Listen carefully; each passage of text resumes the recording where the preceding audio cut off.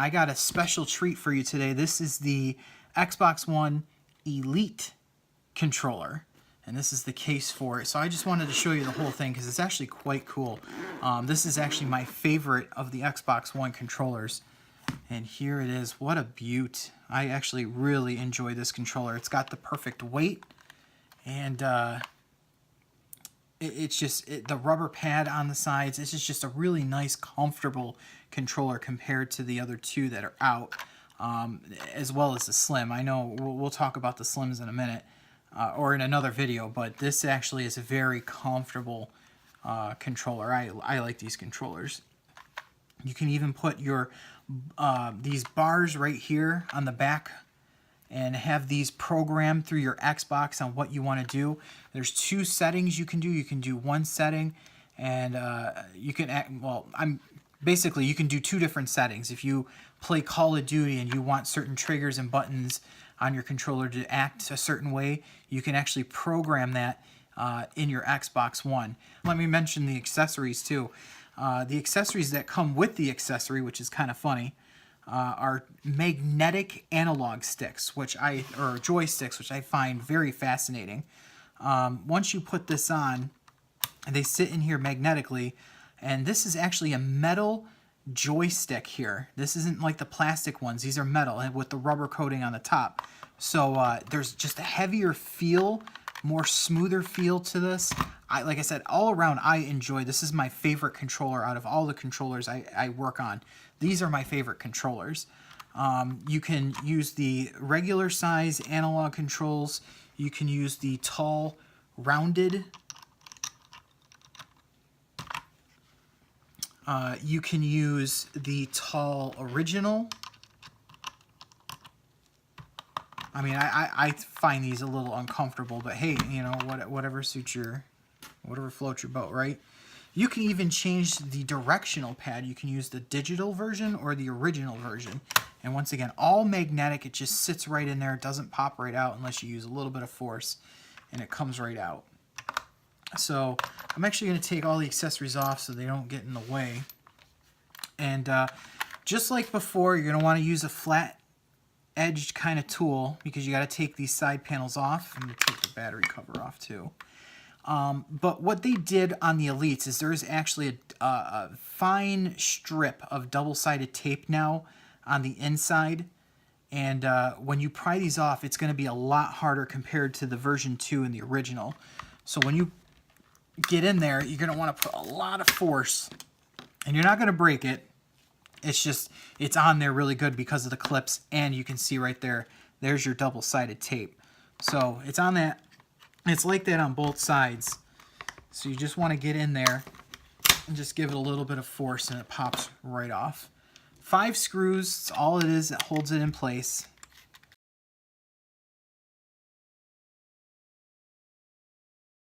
And of course that 5th screw is in that hidden spot here on the serial number sticker. So I'm going to go ahead and punch through and get that screw. I'm going to let it sit in there. I'm going to lift the front cover off. And when you lift this off, you can actually now take these off, which you see right there. There's your magnet on the bottom. That goes. That's actually just kind of like a.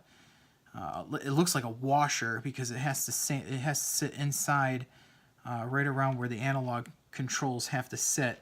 But one thing I do realize, or I have realized when I first started working on these, is customers complain about having a lot of play. And you see how that has a lot of play right there?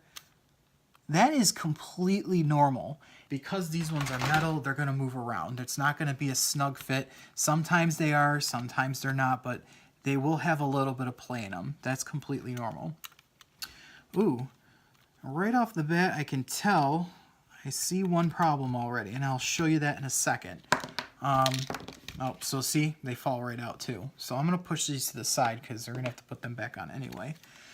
Now the first thing that I want to show you is when you take the back cover off, when you get to this point. Oh, and the other thing too on the front is this piece.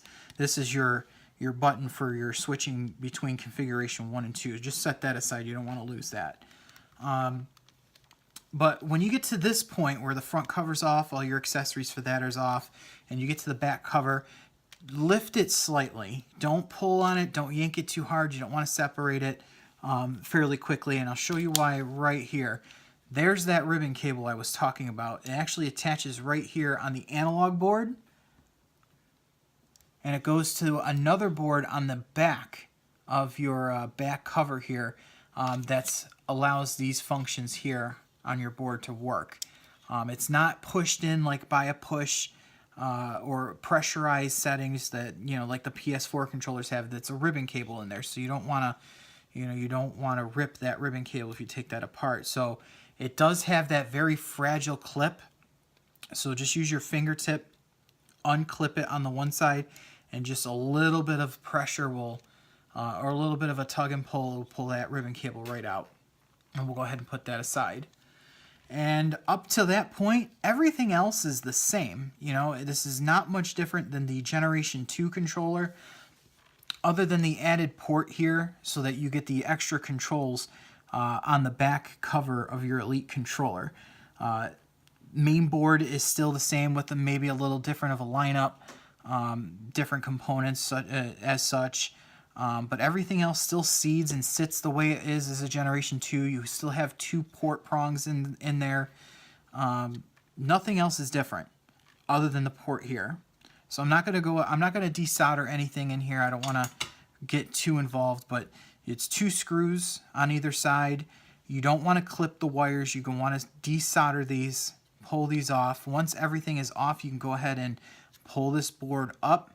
And then it's 6 screws on the main board, and then you want to remove the top buttons bar. And as I can see, and this is actually a good example of why the top buttons bar is a major flaw. If you're playing too excessively on these bars, this is what happens.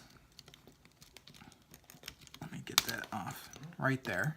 See how that broke? Actually, the middle piece, look at that. Middle piece is still stuck inside, and that is why. That is the design flaw that Xbox has now corrected in the Slim version controllers. But we do have parts for these, so if you ever break this on your Elite controller, or any of your controllers, by the way, we do have parts at Whitebox Service. So once again, I'd like to thank you for watching this video on the Xbox One Elite controller breakdown and reassembly. Please like the video and subscribe to our YouTube page so you can get up-to-date messages and notifications when we have our next videos out, not just on gaming, but we're going to do a whole bunch of breakdowns on other electronics. If there's something you want to see broken down, or if you have an issue with a particular unit or electronic, we can definitely look into it for you. And if it's obviously YouTube worthy of us to put it on there for you, we will, to give you more of a visual show. I'll tell you right now, I'm not shy of putting any videos on there, so if you have something you want us to break down or look into and make a video on it, don't hesitate to let us do that, and reach a shout out, and we'll look into it for you. With that being said, that's that for the Xbox One controller. Just throw your side panels back on, snap them into place. There's your battery cover, and like I said, shaking it, that's the play from these. So that's completely normal. I stress it on the Xbox One Elite controllers. That's completely normal. So don't freak out if you hear that. And if it bothers you that much, we can always tighten these back up. With that being said, this is the Xbox One Elite controller. Thank you for watching this video. Hope this was helpful, and have a great day.